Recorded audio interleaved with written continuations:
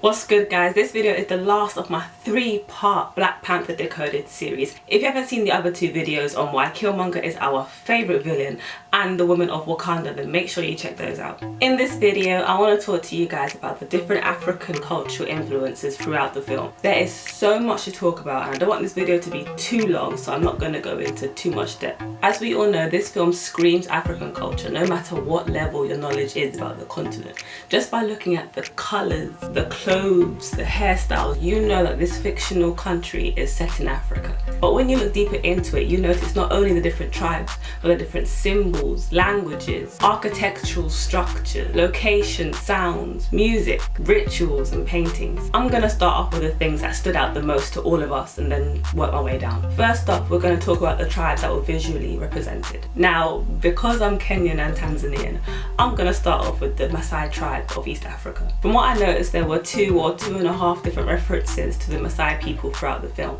The first and probably the most noticeable and recurring one was the outfits of the Dora Milaje and their hair. Aesthetically, the Dora Milaje take a lot of their influence from the Maasai tribe. See, Maasais are known for wearing the colour red. This is because red represents blood. It is considered important for Maasai warriors to wear this colour to protect themselves from wild animals. But it is also considered a very, very sacred colour. And is always the basic colour used when they make their blankets or Maasai shukas. These are worn around the shoulders of both men and women. Also, Maasai women tend to have either really, really short hair or bald hair, just like the Dora Milaje. Another nod to Maasai culture is during the waterfall scene, where we see one of the tribal warriors wearing that Maasai headdress. Now, I said that there's 2 or 2.5 different references because one of them can be linked to both the Maasai and the Southern African tribes, such as the Nguni, the Zulu and the Xhosa.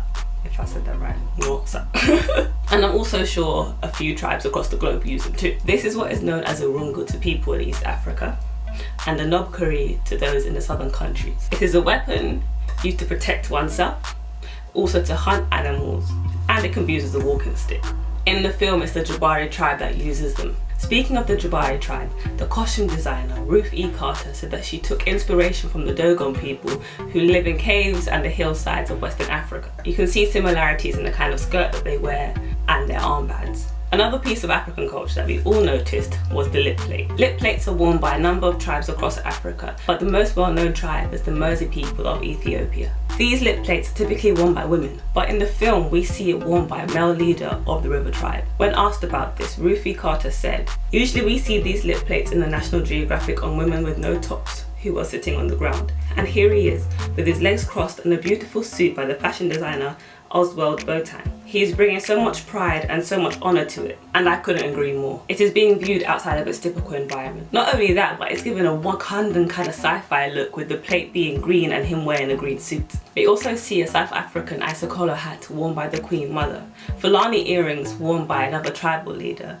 Kente cloth worn by T'Challa, and Basotho blankets worn by Wakabi and his tribe. The clicking language spoken in the film is Xhosa. It is one of the official languages spoken in South Africa and Zimbabwe, though in Zimbabwe not a lot of people actually speak it. The last point I want to make about these tribes is again with the Dora Milaje.